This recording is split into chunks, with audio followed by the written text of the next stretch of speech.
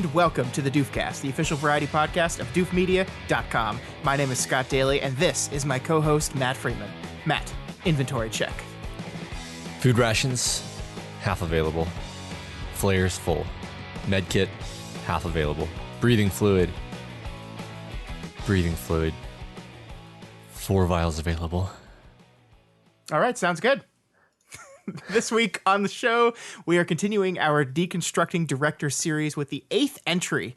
Man, when we started this, I don't think I quite processed how many films M. Night Shyamalan had. But yeah, seriously, I did not at any point think about what I was getting myself into.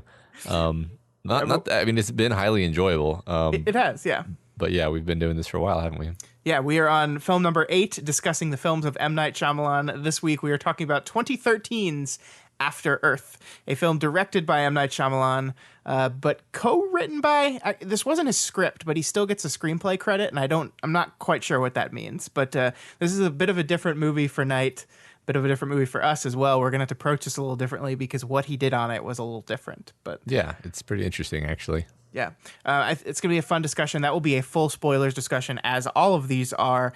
So if you haven't seen After Earth and don't want to be spoiled about it, which maybe you won't, because this is a movie that bombed horribly. Nobody saw it, so I don't think you'd be faulted for just listening and getting spoiled on it. But it is available to rent on most streaming platforms if you want to do that. So we're going to talk all about After Earth for a while, and then we're going to wrap up this week's show with a non-spoiler review from yours truly of the Joker. I'm just going to talk about Joker for a few minutes, Matt, because I know everyone's anxious to know my opinions on the most controversial movie of the year. That's right. Yeah, try not to skip ahead, you know. But yeah, no, I want to hear about what you think. Yeah. After Earth, there is the Joker. See what I did? You see what I did there? I like that. Yeah. All right. Let's get right into it, and let's talk about After Earth. Son, this is not training. This is a Class 1 quarantined planet. The threats we will be facing are real. Everything on this planet has evolved to kill humans.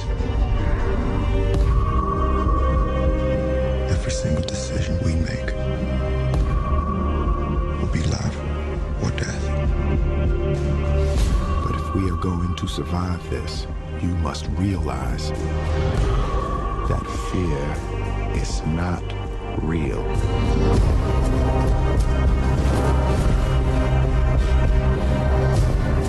It is a product of thoughts you create. Now, do not misunderstand me. Danger is very real. But fear is a choice. Do you know where we are? No, sir.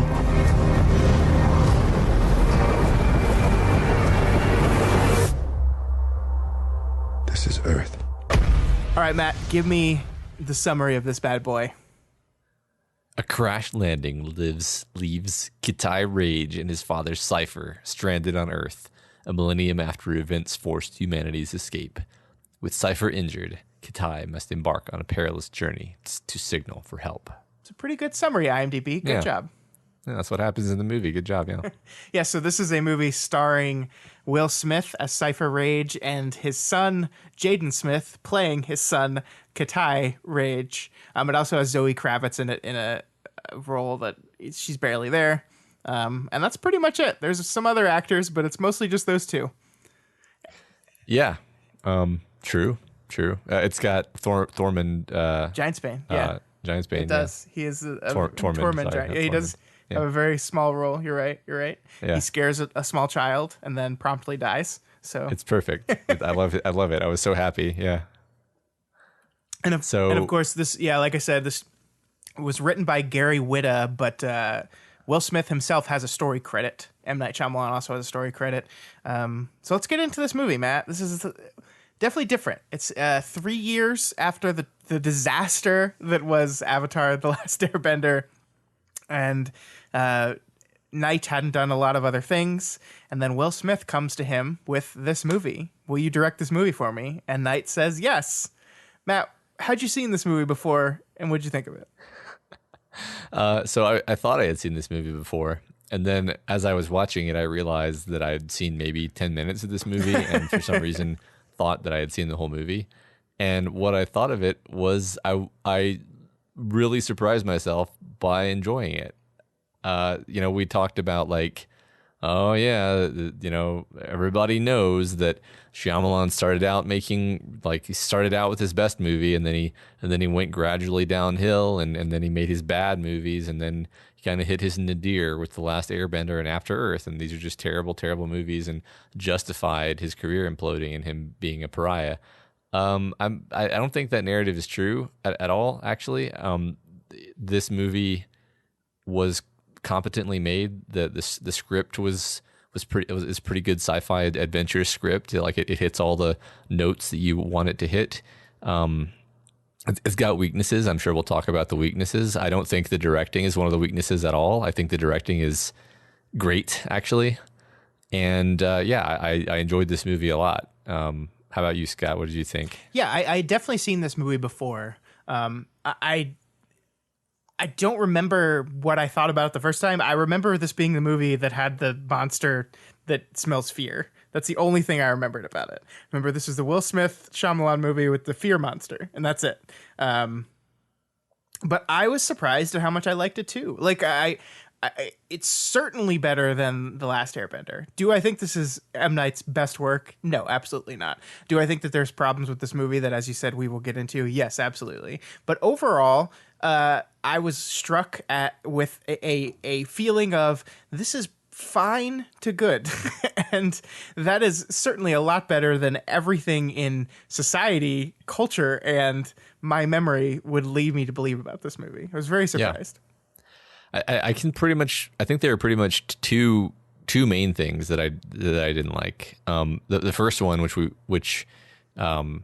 basically the voiceover intro, he does voiceover intros with so many of his movies. And with this one, I was just like, oh no, this movie's going to be horrible. Yep. I'm terrified. I don't want to have to sit through this. And then almost as soon as the voiceover intro is over, it's fine, and then it continues to be a pretty good movie for the rest of the runtime. It really doesn't lag. So like I'm just like, why do you do the voiceover intros? Yeah. I almost would have preferred to just skip all that, not have the background at all, and have to figure it out as I went, or better yet, to have the script rewritten such that the background info is kind of fed to you organically through the story. Exactly. I think the one real big weakness is everything in the first act. We open up with the crash already happened. We actually woken up like I didn't even realize this until the moment in the movie, but we wake up like way past the crash. We wake up right after he survived the poison right. When this movie opens. And it's actually, I really like the composition of that scene. This opening scene is just a camera still on Jaden Smith lying down. He's in the white suit, like struggling for air, at the green lush background behind him. And we just kind of sit with the scene for a while. And then you're absolutely right that the voiceover like crashes into that and kills what I thought was this beautifully composed opening scene. And I just wanted to be like, stop it. No. And it doesn't help. We're going to talk a lot about Jaden Smith's acting throughout this episode. We have to. But it does not help that he reads the voiceover. It's Harrison Ford in Blade Runner bad. Yeah. Like it's awful. It's really bad the way he chose to read. The dialogue itself isn't great in this voiceover, but the way he performs it is terrible. It is. And unfortunately, that was my second thing that was a major problem with the movie is his acting. And I don't know, there's kind of no point in being hard on somebody. Like, he just shouldn't have had the role in the first place. Like, I find it very ironic, Matt, that the setting of this movie is Jaden Smith's Katai has just been told he's not ready to become a ranger, and somebody should have told him he's not ready to become an actor. Because, I mean, this is obviously, like we said, Will Smith has a story credit. He and his wife are the producers. This was a vehicle that they built for their son. That's why this movie was made. They wanted a movie, and not to say they didn't enjoy the story. I mean, obviously, I think they saw something in the story, but the reason this movie exists is because Will Smith wanted to give his son a movie. And Jaden Smith, he's in some other stuff. I think he seems like a funny, fine human being. He's not good in this at all. Yeah, I mean, just contrast him and Will Smith. Like Will Smith was a TV actor for years and years before he became a movie star. Like he earned his. That's a man who has a huge amount of tremendous like experience and practice, and he's honed his skills, and they just kind of. Yeah, it's almost tragic. It's almost doing your kid a disservice to be like, all right, here's a feature film. Yeah, and it not only is it a feature film, but it's a feature film with two characters, and the other character is a guy sitting in a chair the whole time, and it's Will Smith. So fortunately, he can do sitting in a chair charismatically, which he does. But you basically put the entire movie on your son's back, and every emotional moment, the core of this movie is on Kitai's face. That's what it needs to be. And Jaden is just not up to the challenge, unfortunately. And that's what hurts it the most. Every one of my complaints basically sums up to, I want more Will Smith. And the reason I want more Will Smith is because I want less Jaden Smith. And that is, like you said, I don't want to insult a kid. It's not his fault. Yeah. I think there were even some parts where it was fine. Like, there were a couple times when he's like really angry. I didn't have a problem with that. Like I was into it. It's more 90% of the rest of the movie when he's just kind of there and talking. I think playing subtle is harder to act, right? You have to do more with less. And so you're right. I think the moments when he's really angry, I think Jaden's best moment in the movie is up on the waterfall screaming at his father. He did a good job there. But yeah, when you have to start to get to the subtle like facial twitches, like trying to read what's going on through this character's head, trying to see this moment of like the most important emotional moment in this movie is the moment where Jaden stops being afraid, right? Where he's able to ghost. And I'm sorry, kid, like you just didn't earn it. Your performance just didn't land with the power it should have. And it's the performance's fault. Yep. Yeah. I mean, nothing really to elaborate on there. Like, I think the fact that the movie still ends up being, I think you said it perfectly, fine to good, despite like one of the two characters in the movie not being particularly well portrayed, is a testament to how well the story works and I think how well it was directed. Yeah. But really, like, it's a very nice script, like very simple, very kind of stripped down as much as it can be without losing anything. A lot of really great lines, mainly from Will Smith's character. And like a couple of nice like speeches from him, and you're just like, yeah, this is a nice kind of science fiction adventure story. I think if I'd seen this when I was young, I would have just loved it. Honestly, I think I would have thought it was great. I think as it is, I'm like maybe too old for it to work on me that well. Sure. And that's not to say it's a good story. Like, it's a good, simple story. I agree. And I mean, I love the simplicity of it. I love, it's basically, you have to go there. You have to go from point A to point B. It's really dangerous, and I'm going to guide you through it. I think that's a good general setup for a story, especially a father-son kind of story, right? This basic father-son disconnected story with trauma in their past that neither of them is really dealing with, and his father is basically failing him, and this is them kind of learning to respect each other and to find each other again. And I love those kind of stories. Those are great. Right. I do something you said when you first started, that you wish the script had just kind of let the background information be told as we went. I kind of agree with that. So much so that I think the movie should have started with the crash and not done the flashback. Like, I really think we should have learned what happened, why they're there, everything. We never should have left Earth, I think. Almost everything that I don't like was, like you said, in the first act. Like, I think another thing that I think didn't work very well when you view it in retrospect is the way the movie starts. Okay, he's mad that he can't be a ranger. All right, that could be explained, like you said, after the crash. Then he's like super disrespectful to his father, who he super respects as this mega war hero. Yeah.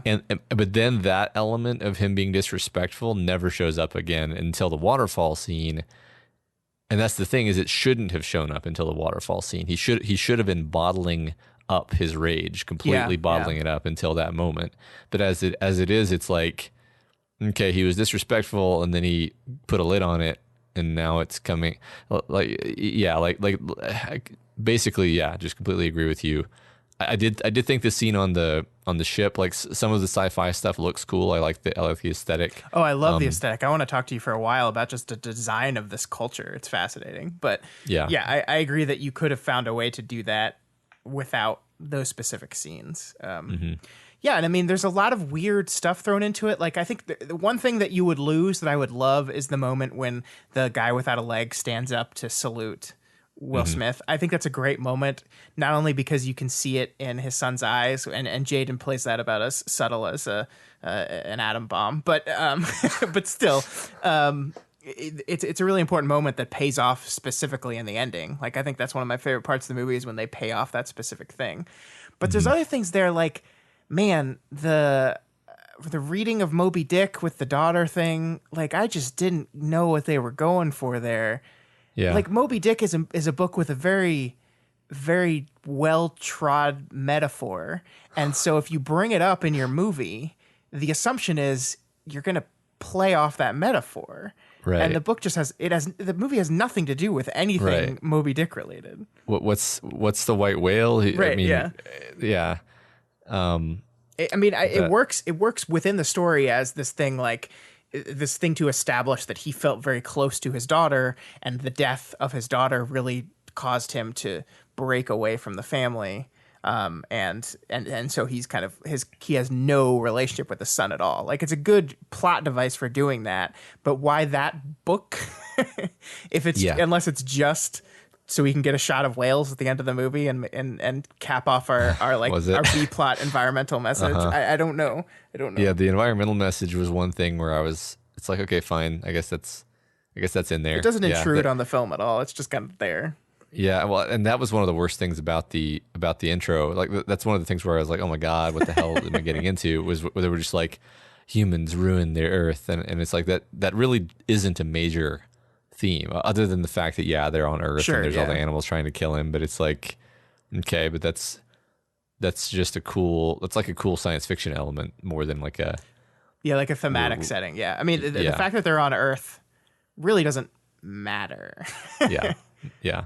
One more major thing I didn't like about the beginning, the first act, would be like the reason the ship crashes. Like, I'm someone who loves sci-fi. I loved a lot of the sci-fi in this movie, but like the reason it's a graviton pulse coming from a meteor storm. Yeah, he detects it with his ring somehow. But their instruments don't, and I'm just like folding my arms. I'm like, all right, movie, like I'm gonna give you one of these. You get one just stream of bullshit, and luckily they only use up the one. Beyond that point, it's fine. There's nothing else that offends me, science fiction wise.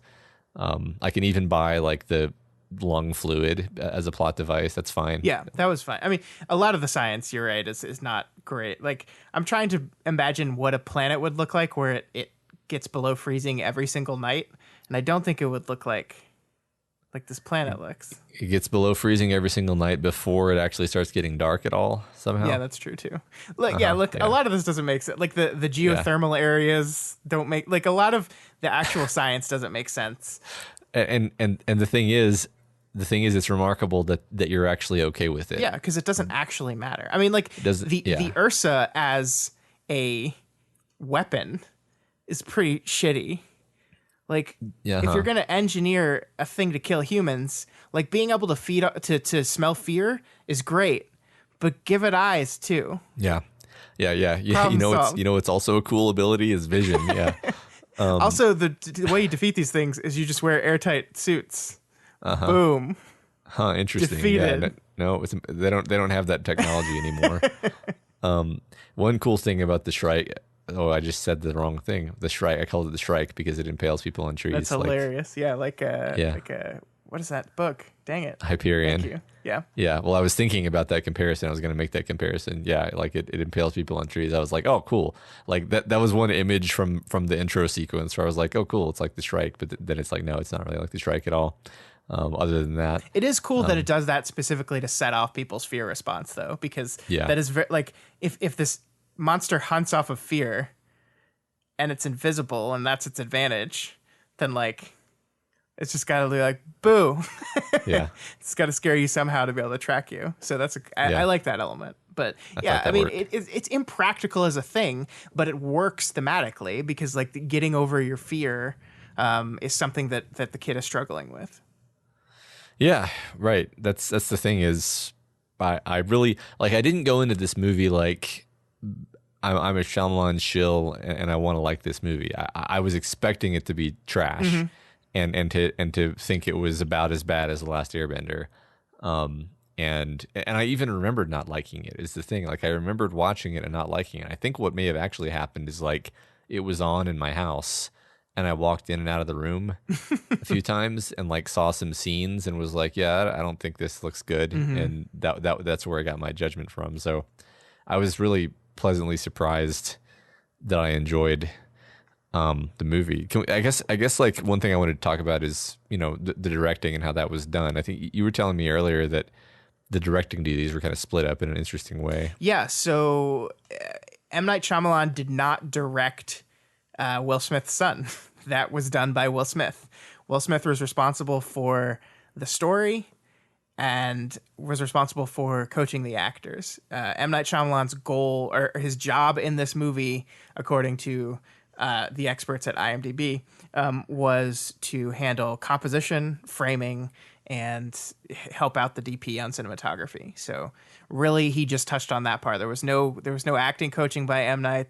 He's got a screenplay credit, which is I couldn't find any information on like how much of the screenplay he actually contributed to, because this was not his story. This was Gary Whitta is the other screenplay credit, and Gary Whitta came up with the story, brought it to Will Smith, who liked it, and then it was originally like a car breaks down in the woods, and the kid has to journey through the woods, and then Gary Whitta brought it to Will Smith, and Will Smith was like, okay, but what if space?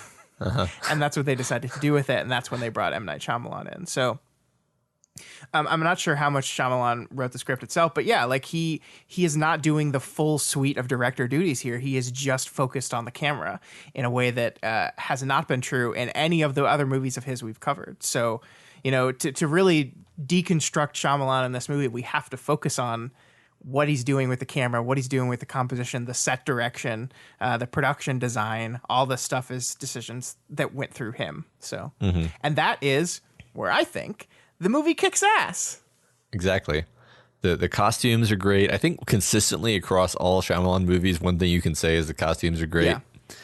Yeah. The kind of like organic, floppy, plasticky sci-fi aesthetic. It's so it's so weird that it's like this, like all the doors are like valves where you don't it's not like a solid door. It's like you either zip something up or like enter something through two flaps. His computer is this floppy roll up iPad that I really want. Get on floppy iPads, Apple. Come on.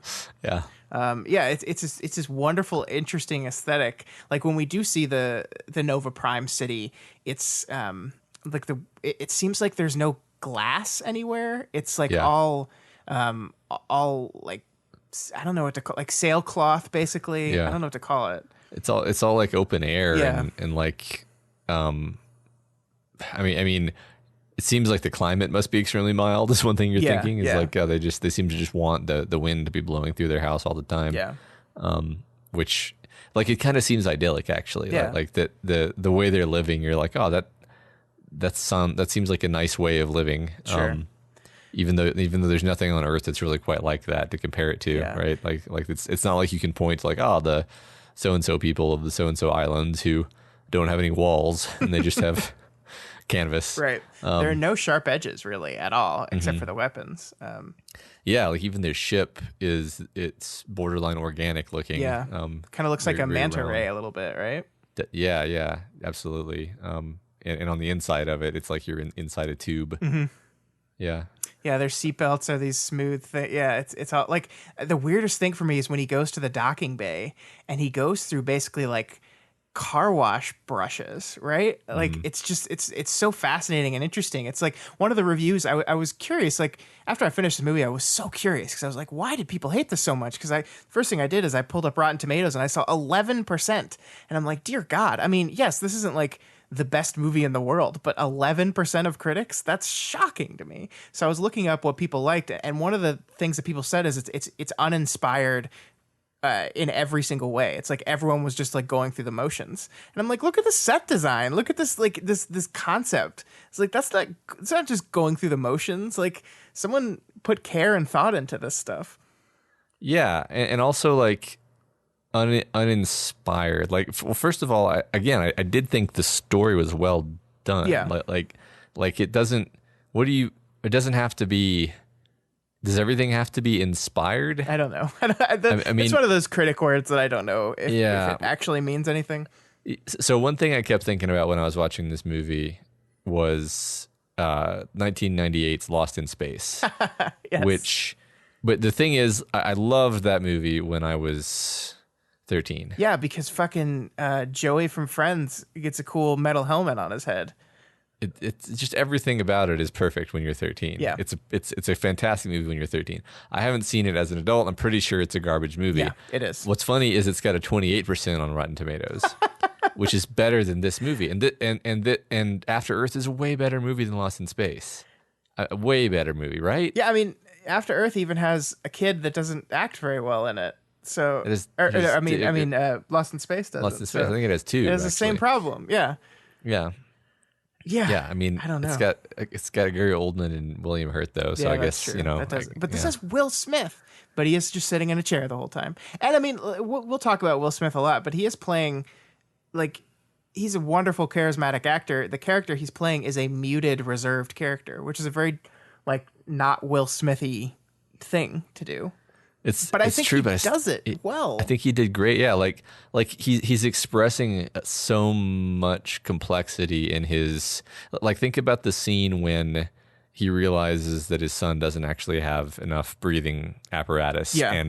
And he sees, and you're watching him think, like, internalize this, and then realize the choices between either jumping off the cliff and taking a huge risk to get the transmitter, or just returning and him dying, basically. Yeah. And you see him working through the thought process, and then deciding that he's just going to tell him abort mission, and then that leading up to the son just jumping, and him like having like you know, an emotional outburst, basically. Of fear, basically. Like, maybe not, or it's debatable whether his I mean, that's the interesting thing about fear in this movie, and that's one of the things I want to get to this later because I want to finish the thought. But one of the things that I don't like about the movie is I don't think it explores fear enough for a movie where your antagonist is a fear monster. But anyway,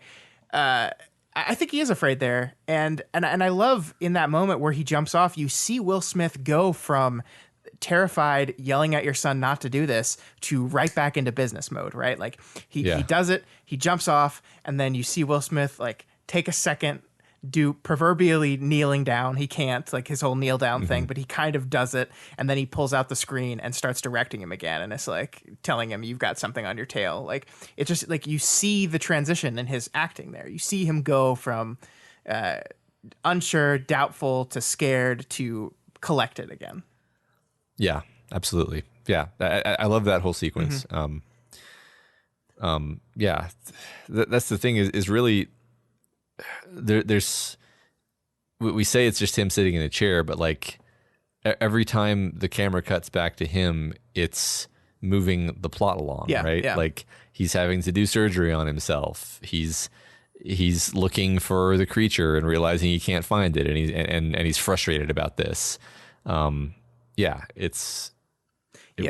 I love that that he says to his son that the most likely thing is the creature died in the crash, but even he doubts that. Like you kind of see in his mind that there's doubt in that. Like it's out there. Of course it is. It's the Ursa. Like this is the thing that killed his daughter. It's going to be out there. We're going to have to deal with it. And I like that because we, the audience, know that too, right? Like there's never any doubt in your mind as soon as you see that thing being loaded onto the ship, you're like, okay, that's going to get out. Like that's just we know enough about storytelling to know that at this point. And I like that the movie doesn't play games with you on that regard. Yeah, definitely. So like, this is kind of an action movie. Sure. Right. And that's one thing where I think when we did, Airbender, I was like, yeah, here it is. Shyamalan just can't be trusted to do these big budget special effects heavy action movies. He's just garbage at it. He shouldn't try. He should just stick to his bread and butter characters, defined settings with maybe some limited supernatural elements. And like for me, the effects work great. Like this is a pretty old movie now, and I still think the effects work pretty well. Yeah. The action worked pretty well. Like when he's being chased by, monster baboons through the forest, it's a good scene. It's well shot. You understand what's happening. You can follow it. You feel the tension of it. Yeah. You care what's happening. At no point are you like thinking, "Holy shit! Why did he choose to use a one shot take?" Like at no point does the directing draw too much attention to itself. Is maybe another way of phrasing it. Yeah, like, I mean, I think that's great because the automatic comparison is to The Last Airbender, where you just I felt like the action there was weightless and clunky most of the time, and yeah, I mean this is it's propulsive. Like from the minute he steps out of that ship, it's just like it's. And then it's like one thing to the other. Like he does the baboons, and I think it's important that he like ignores his father there and messes up because he's so desperate to prove himself, right? That it's a perfect character moment of him just not like the first time I watched it in the back of my head, I was like, why isn't he listening to his dad here? And I was like, of course he's not. He's trying to prove himself. His dad's like saying, don't fight that because you're too weak to fight it. And I was like, no, I'm not. And it gets him in trouble, and then everything with the leech that immediately kills him, which I can't believe he gets back in the water after that moment. Like I would never put my foot in the water again if I was in there for 10 seconds and got a death leech on my hand. And it just goes from there. It's just like one thing after the other, and then it's running. It's having to get to the safe spot from the cold, and then the movie allows you to have a lull. It's fantastically paced. Like I really think it is. Like it's propulsive where it needs to be. It gives you breaks where it needs to give breaks. Just all of that works really well. Yeah. The sequence when he jumps off the cliff and then he's running from the eagle, I guess it is. Like that's cool. That's pretty cool, right? Like there's nothing like that in any other Shyamalan movie. Somebody falling to avoid a eagle, right? And I guess that's probably pure effects, right? There's probably no directing per se in that. But then the scene where he's in the eagle's nest and the jaguars are trying to get him, I thought that was great. Like, and it's so fantastical. Like that's what when people say it's uninspired, I'm like, yeah, uninspired. There's so many movies where an eagle tries to feed you to its babies, and then jaguars try to eat the eagle babies, and you have to fight them off. That's a really common trope. Like he protected the little babies. He protected the little babies. And he didn't do a great job. They all died, but they did. Yeah, but then the eagle saved him. Yeah, and I don't know why exactly, but I still liked it. He was his only baby left. I guess so. Yeah. I don't know why the eagle saved him either, but it was a touching moment. Not only did the eagle save him, the eagle sacrificed his life to save him, and you know, like there's a lot of parenting going on in this movie, right? So that was a little moment of what parents will do for their children when they're around. Or rather, the eagle was not around to save his kid, so he's going to make up for it with this kid. Exactly, and just like you said, like we see the pig with piglets. Mm-hmm. You know, it's not too heavy-handed. Maybe it's 20% heavy-handed. Yeah. It's not extremely heavy-handed with the parenting theme. I'm fine with it. It's fine. All we needed to see was an Ursa with a little baby Ursa. Right. He kills it, and then it's babies. Mommy. Yeah. That's funny. I don't know. But I thought it was really well done. I'm really curious. It's honestly a little bit confusing to me because I was so confident in my assessment that I'm just like, oh, he just doesn't know how to do this. Well, like he just yeah. doesn't have the skill set. I don't know. But There's one I want to talk to you about a Shyamalan shot because I do think I do think the Shyamalan-ness of it all, like his style is a little bit muted in this movie. It is not as stylistically his, and I think that has to do with one, just the less successful you are, the more the tighter your leash is generally, and two, with everything we talked about with Will Smith already. But there is this one moment right after the ship's crashed when Jaden gets up and there's that that hatch seal that's trying to close, right? And it's trying to close, but there's like a body in the way. And it's this long shot of Jaden slowly walking towards where the camera is, which is on the other side of the hatch seal. And in between, the seal like continues to try to close and open again and close and open again. And we don't even really see what it is that's blocking it for a while. Shyamalan hides that from the camera for a while. And then as we slowly get to it, we see it's a body. There's a body laying in between this thing. And we realize to seal the compartment, to bring oxygen back to the compartment, he needs to kick this thing off the edge. And it's a powerful moment that I think is really enhanced by the camera work and the design. I love the look of that seal. Like, again, it looks like a ventricle and a heart or something. It's just like the whole scene is really powerful to me from beginning to end. Like, and I wasn't even sure. I didn't remember this movie, so I wasn't sure. I was like, oh, does Will Smith die in this? Is he going to be dead and it's just going to be Jaden on his own? And I really felt the loneliness in that scene, the isolation in that scene. I don't know. I thought it was Shyamalan being the most Shyamalan-y there in that moment.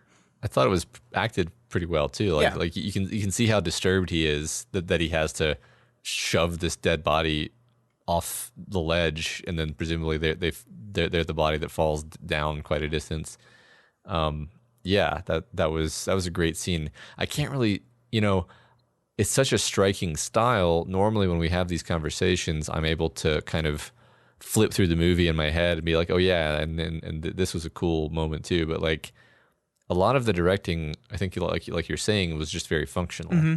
Yeah. There's not a whole lot. Like the only other scene that really jumps to mind is when he's trying to stand up to the pod. It's the Ursa in the pod in the cargo bay, and Tormund is kind of taunting him, and you're getting some cuts that are showing like where his feet are. Yeah. Tormund's face, the back of his head, the front of his face, just like a bunch of different. It's not. I tend to think of Shyamalan as more long, steady shots to give you time to really sit with someone's feelings. But he also does this thing where, like, I think showing the feet as he takes steps forward was a bit of a Shyamalan motif. I agree. Perhaps. That's kind of right back to Sixth Sense and we're showing the stepping. Yeah, I like that a lot. There's another part in that scene. This is a really minor part that I really loved when Jaden first walks into that area and Tormund is standing in front of him, and we're seeing Tormund from Jaden's point of view, and like he's trying to see what's behind him, and like he tries to look over his the camera like tries to cheat over Tormund's right or left shoulder. Like the camera tries to move over his shoulder to see what's behind him, and the actor like gets in the way, moves in front of the camera, and it's just like this little like it's interesting because Tormund is not looking at the lens. He's not looking at us. He's still looking at Jaden, who's off to who his eye line is kind of off to frame left, I think. But still, when the camera tries to move, it's like he's specifically telling us is like, no, you can't either. Like you can't see that either. You don't. It's just, and it's like it's a blink and you miss it moment. But I really, really loved it. Yeah, that's interesting. I like that. I think one reason why we're kind of forced to go back toward the beginning of the movie for these shots is that so much of what we have identified as being characteristic of Shyamalan's style has to do with scenes of dialogue between characters. Sure. And all the dialogue between characters, most of the dialogue between characters in this movie is over the radio. Mm-hmm. So that kind of breaks the ability to do like, I I wonder, I didn't really think about this at all, but like I suspect that the movie still kind of tries to keep the 180-degree rule, despite the fact that they're in different places. Yeah, it does. It does. Okay, yeah.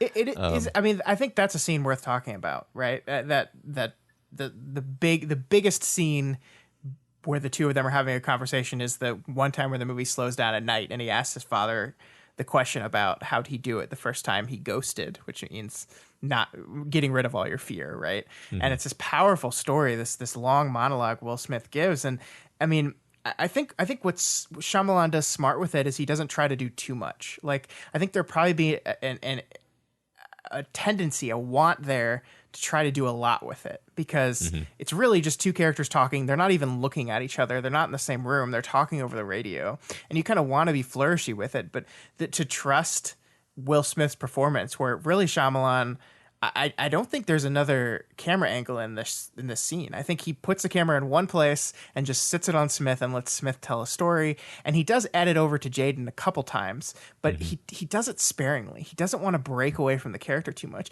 And that is a difference for Shyamalan, because one of the things you and I have talked about so much is that Shyamalan really likes to do the person talking, we only see the back of their head thing. He really likes to do that. He likes to see the reaction more than the delivery. But I think in this instance, it was just like, this is a powerful story. Let's sit on Smith and let's just hold on Will Smith.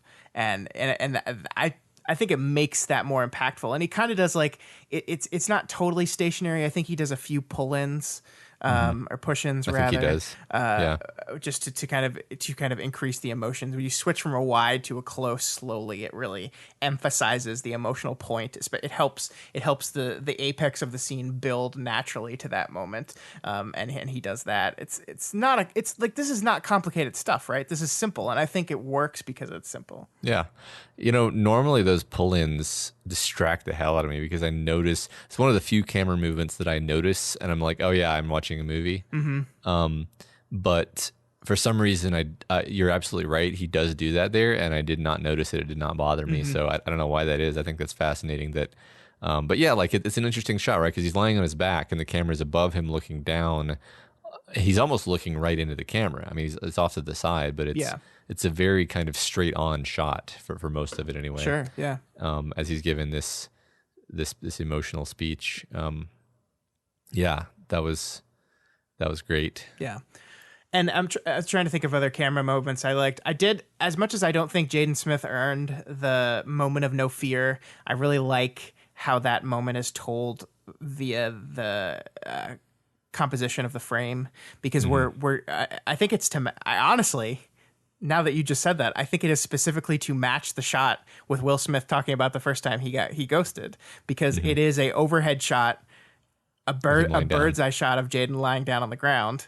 And it does some nice, really good insert shots to his hand with blood on it as he's like feeling the blood. I really like that insert shot. Yeah, but yeah, it's this overhead shot, and then the Ursa comes into frame from the top of the frame and then walks over him, and that's the realization that it doesn't see him, right? It's a really powerful moment. I think M. Night is doing his best to hide the bad acting with composition, and that's what good filmmaking can do.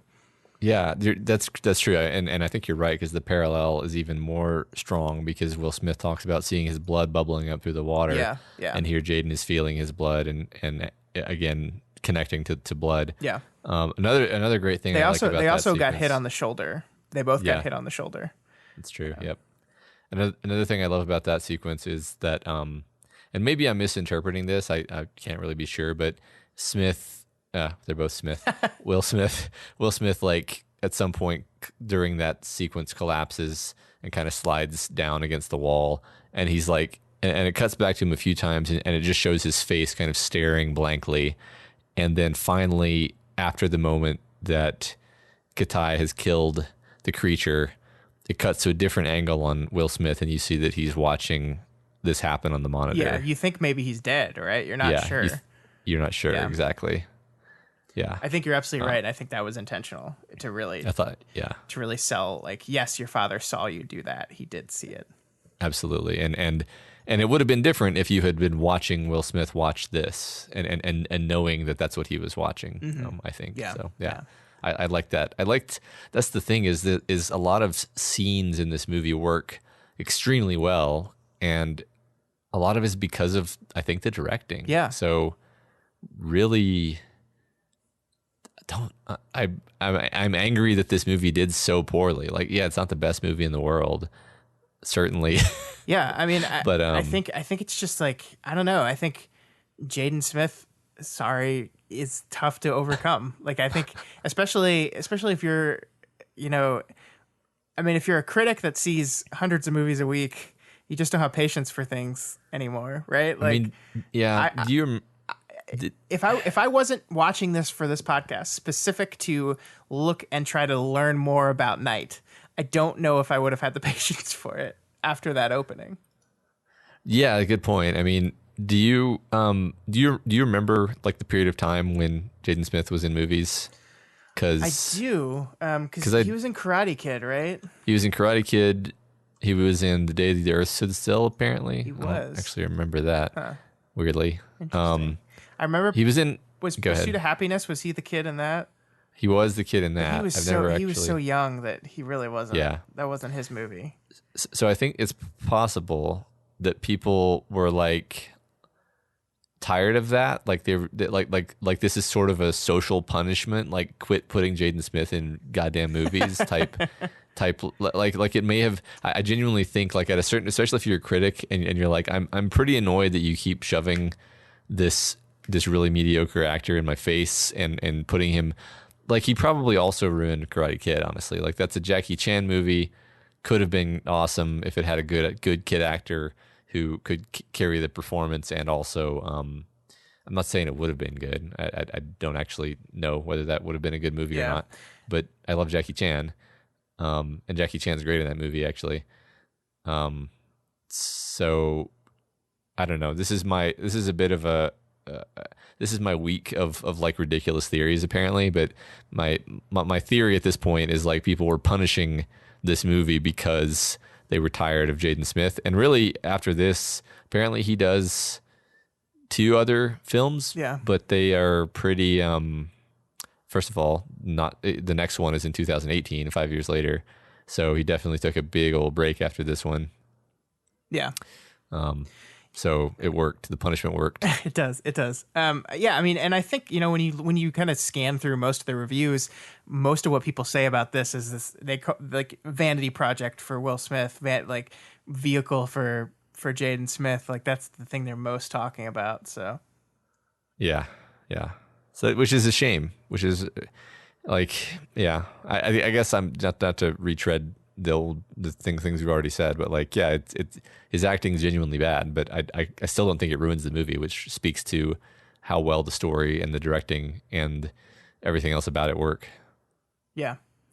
It's so weird to me. Like, usually I like with a movie like The Last Airbender, I got it. Like, immediately I was like, oh yeah, this is horseshit. Like, Right. This is terrible, and I can see exactly why. This one I just don't get. Like, I'm certainly never going to put it on my top anything list. Like, middle of the road movie for me all the way. But Yeah. The hate for this, like, IMDb is a little bit different, but I do have some IMDb user reviews up here, and it's like, this one says makes Battleship Earth look like a classic, and I'm like, you can't mean that. Like, that. No, there's like no. No. Who said that? I'm mad. Battleship Earth? Julian0922. So go ahead and attack Julian. Yeah, I'm going to find them. But seriously, I don't know, man. Like maybe, okay, the only thing I can think of is like I walked into this viewing with such low expectations that maybe I accidentally gave it too much credit. But I don't think so. I think I'm right about all the stuff I said about the directing being really nice and the costumes. And I do. I think so too. And I even saw like a critic I respect, like someone was trashing The Happening on Twitter the other day, and they said, "Oh, come on, The Happening's not even M. Night Shyamalan's worst film. That's After Earth." And I think they probably just hadn't seen The Last Airbender. But I mean, I think I enjoyed watching The Happening more because it's insane. But I don't think I'd call that a better movie than this one. I mean, I'd probably rather watch this movie than The Happening for sure. Like as I was watching it, I was like, other than the horrible graphic violence, I think my kids would enjoy this movie. Like it's just a well-paced, well-put-together movie, like at a fundamental level. Yeah. And they don't really demand a ton of high-level acting at the stage they're at. Sure. I'm not going to show it to them because of the ripping people apart and impaling them on trees. Yeah, pretty good call. Yeah, I mean maybe another year, but yeah. So there is, before we wrap up, I do want to kind of talk about like the fear concept and what I wanted the movie to do a little more of. Sure. Yeah. And I know the focus is on Jaden Smith, but like I just feel like it seems like the movie is set up to explore the idea of fearlessness. Like one of the things that the movie does to me is set up that Will Smith is this guy that has kind of pulled away from his family. And I just liked the inherent idea of having to ghost, like having to be this person that feels no fear, leaves you emotionally detached. Mm-hmm. And that seems like it was what was happening with his daughter. His daughter dies.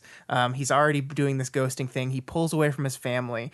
And I wanted that explored more. I kind of wanted this concept of like, I wanted, because I think sometimes it's okay to be afraid. Like he's definitely afraid for his son at different points in this movie. Like I even Will Smith trying to be kind of stone-faced, his fear comes through at times. There's multiple times when he's terrified for his son, when he's dying, when he's gone blind and his hands don't work and he can't get the injection in.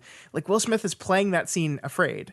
Like that's what he's doing, and that's what he was instructed to do by, I guess, himself. But I don't know. I wanted that exploded. I wanted like.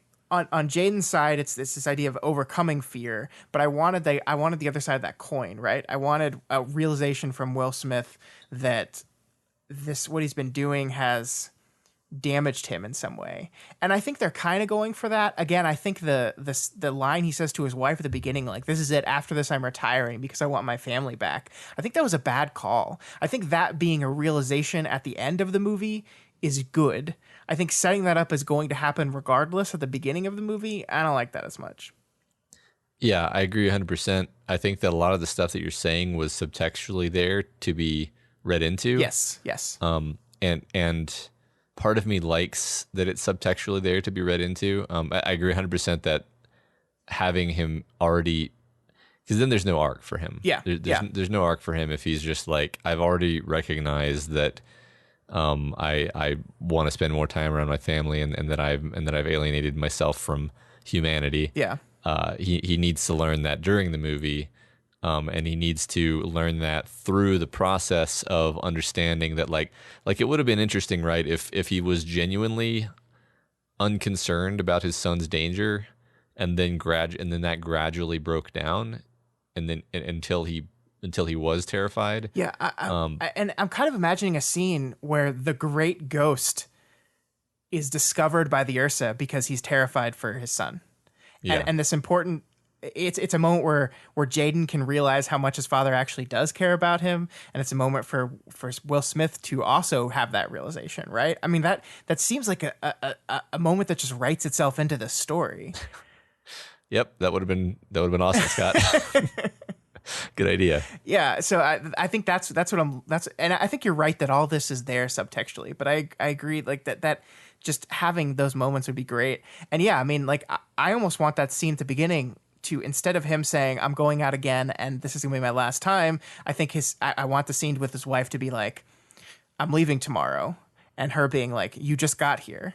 And being like, yeah, but I got to go out again. And then she gives the speech about that boy in there is chasing after you.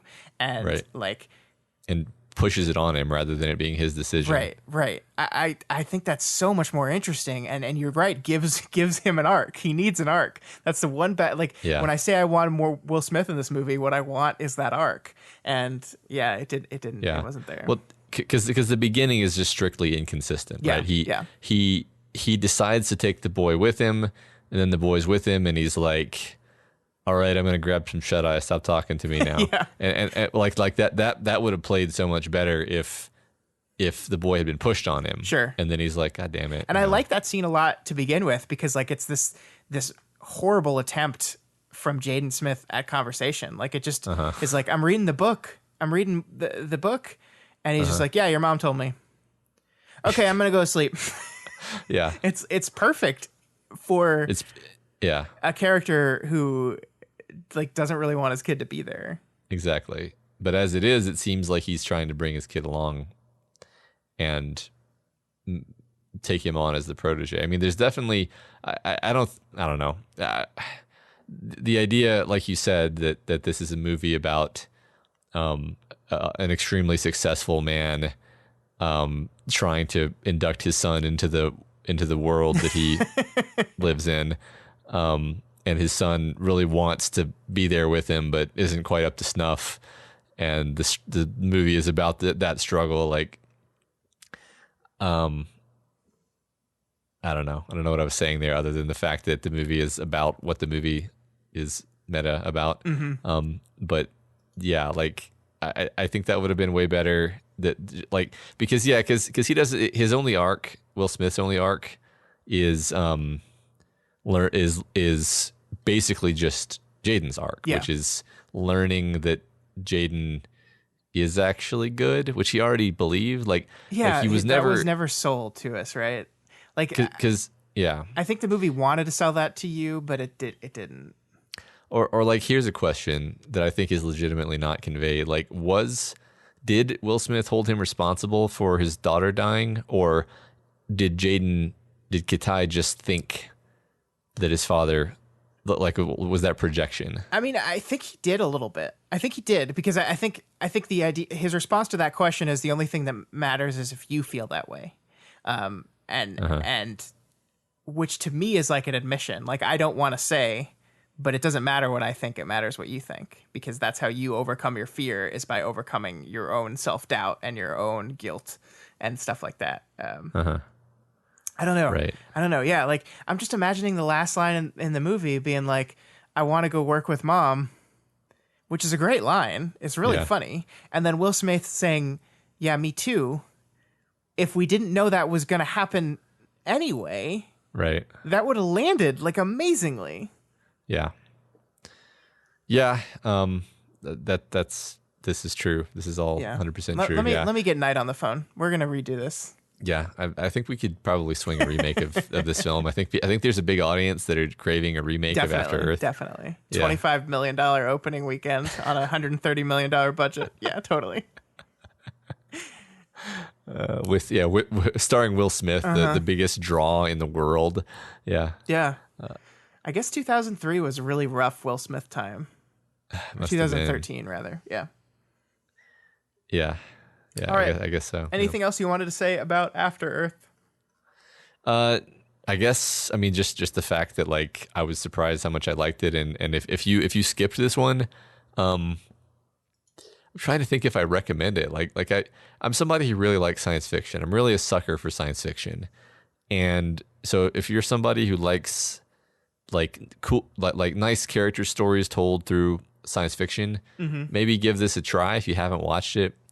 If you've watched it and you hated it, I really don't think I would tell you to give it a second try. Yeah. But it's got some stuff in there worth appreciating, I think. Yeah. But so that is After Earth, the last film in M. Night's career that he will not be self-financing, because all the films from now on he pays for all himself. We have 3 to go, and next we're going to be talking about The Visit, his, I think, first true horror movie. I mean, Sixth Sense, I guess, is technically horror, but The Visit is a horror movie straight up. And, absolutely. I can't wait to talk about that movie, because this is supposed to be the M. Night Returns movie, right?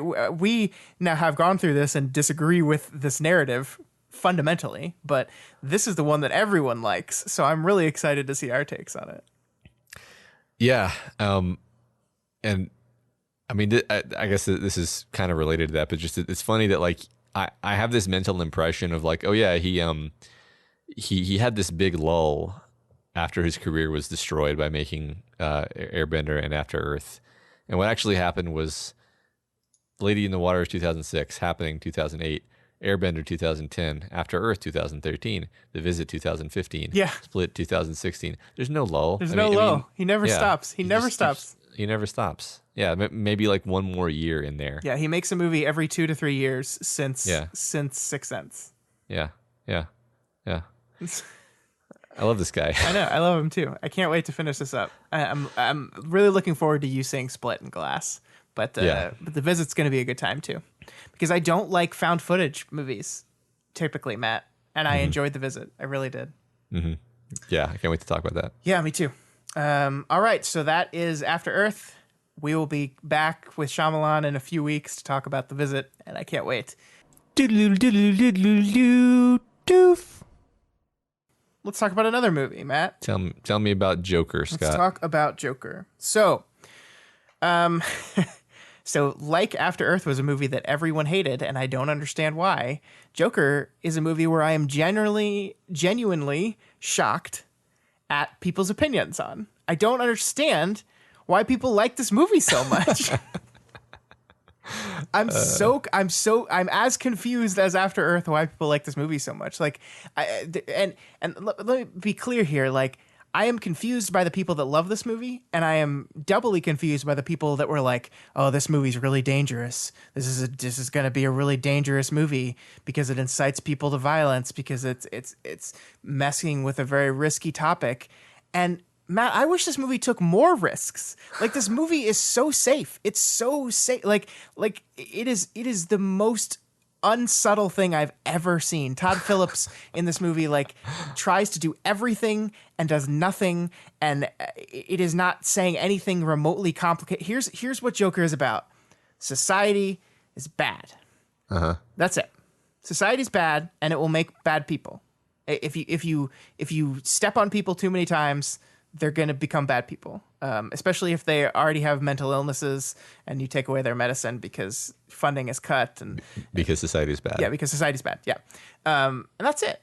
And look, I agree that society can be shit. And I agree that especially that's something that speaks specifically to our time. But it just doesn't have anything more to say beyond that. And I'm sure there's going to be people out there that agree with me, but there's no subtlety here. There's no nuance. It's just that. And I love Joaquin Phoenix. I love Joaquin Phoenix. He's my favorite working actor right now. I don't know what the hell he's doing in this movie. It seems so forced to me. Like, there are moments where I see the Joaquin Phoenix that I really love, but his character is just, he's playing like a different character in every scene, it feels like.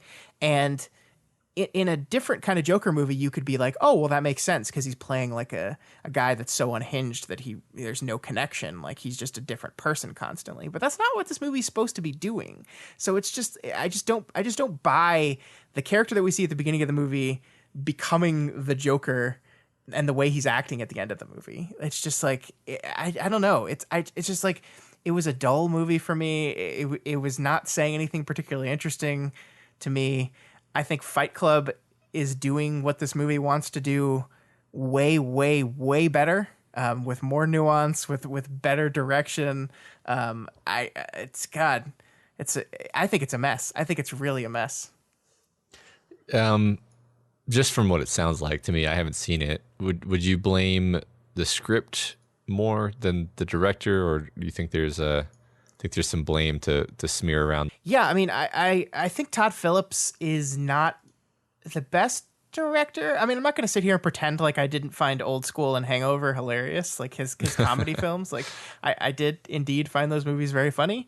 But I don't think he's the best director. I mean, I think the script is okay. It's just not like, I don't know. It feels like it definitely is trying to ape the Scorsese films of the past, right? Like, it's trying to do King of Comedy stuff. It's trying to do Taxi Driver stuff as well. Like, it's very much a movie that is relating to those things and pulling from those things for, you know, a thematic resonance and aesthetic resonance as well. But I don't know. Like, it's just like, it's a weird movie. Like, it just doesn't, it's so dull to me. Like, I will say that I there are things I enjoy about it. I thought the third act worked. Like, once he makes the transformation to the Joker, which is not a spoiler because of course he is, I think I think the movie kind of gets to a place where finally it interests me. The third act takes place on a talk show where the Joker is being interviewed by Robert De Niro's character, and I think that's the first time in the movie that I really was like, yeah, like I'm into what's going on here. And but then they shoehorn in all the Batman stuff. We see Martha and Thomas Wayne die in this movie, Matt. Like that happens. What? No spoilers, Scott. The fact that they die. What the fuck? Like, yeah. I just have this feeling. Again, I haven't seen it, but I have this feeling that like the idea of a Joker backstory just doesn't make sense because the Joker. The reason everyone prefers Joker stories where the Joker's backstory is left as a mystery is because there is no coherent, sensible backstory for this character. Like, okay, he's severely mentally ill, and he pole vaults that into becoming a criminal mastermind. Like, those are diametrically opposed things. Yeah. That doesn't work. Well, and that's not this character. Like, he is not a criminal mastermind in this movie at all. He's just a very sick person that takes delight in being terrible to people because he's pushed there, and that's it. And that's not the Joker. Mm-hmm. Right.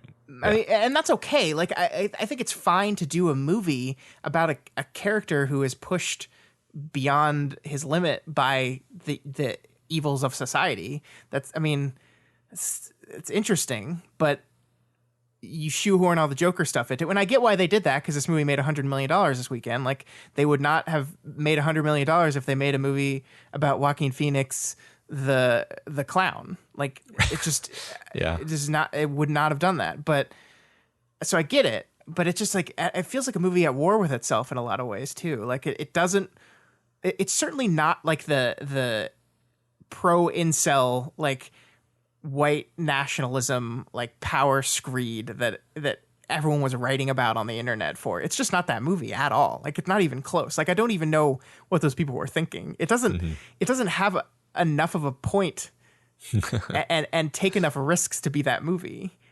And I think it would actually be interesting if it was a movie that was trying really hard to make its viewer uncomfortable about the fact that this is a terrible person, but we kind of sympathize with him. Yeah. And I think that's like trying to really push your audience. And I think that's what it wants to do. I honestly really think that's what this movie wants to do, is it wants to push its audience into that uncomfortable space. But it just doesn't. It just doesn't. It's too safe. Uh-huh. And I can't believe, like, I never thought I would say that about this movie that was like so notorious all over the internet for months and months after it came out. But that's where we're at, and I know I'm in the minority here. I think I'm surprised I am, but I know I am. So I'm really curious what other people got out of this that I'm just not seeing. I will say that the soundtrack's really good, not subtle, but good. The needle drops are very, very unsubtle in this movie. The set direction is very good. It takes place in the 80s, but they basically recreate late 70s, early 80s, grungy, dirty, terrible New York City, like for what Gotham looks like in this movie. It looks perfect. It looks awful. There's some clever, I guess, but very unsubtle metaphor with that big staircase that you saw in the trailer. It's a metaphor. Uh-huh. It's not very subtle because it's a lot of stairs, and you know what climbing and descending stairs can mean. I have some idea of what you might be saying. Except, so I guess this is kind of a spoiler. It might not be. The scene that is in the trailer of him dancing on the stairs, you know, and it's like this big emotional music is playing over that, right? Uh-huh. In the actual movie, the song that is playing over him dancing on the stairs is Gary Glitter's Rock and Roll Part 2, the song that plays at every single sporting event you've ever been to. Uh-huh. The na na na na, hey, na na na na. I just like, what? I'm gonna write a dissertation on why this was chosen now. Yeah. So so that's not a fan of the Joker. I almost feel like I think I'm gonna end up seeing this just because like it's interesting to think about what they were trying to do. I hope you do see it, and I hope you come here and are able to tell me why the hell people like this movie. Because if you end up liking it, I really want to have a conversation with you because I'm very curious. Yeah. Okay. Yeah. I don't know when I will. Probably on Netflix or something. Sure.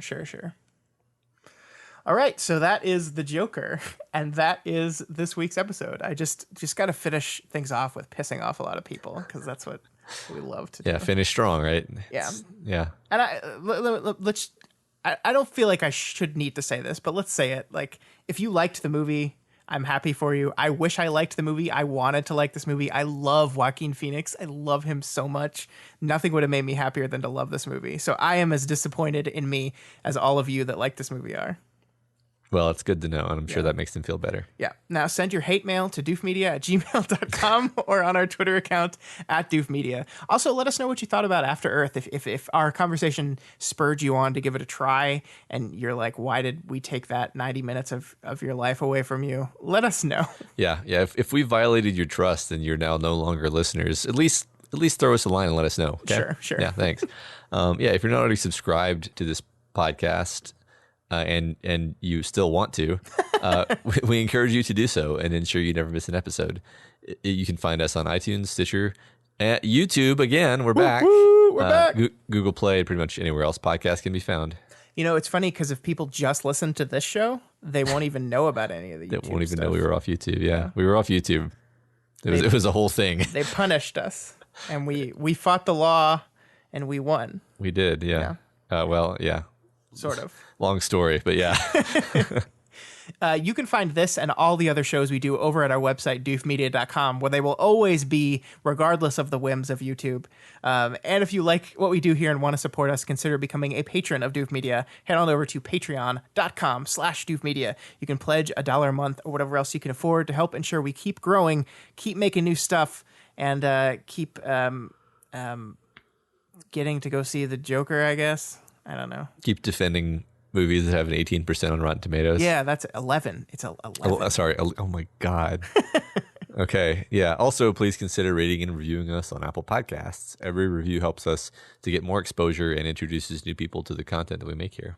All right, guys, we will see you next week where we're going to have to throw an audible because Matt's going to get his eyes lasered off. So instead of, we are going to be doing our next patron thing soon, but next week, I believe we're going to be talking about Them Boys.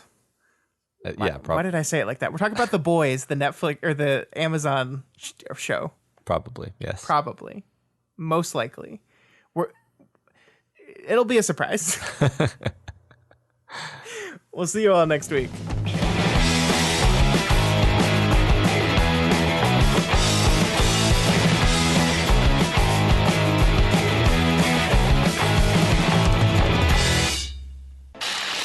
My name is Doof, and you'll do what I say. My name is Doof, and you'll do what I say.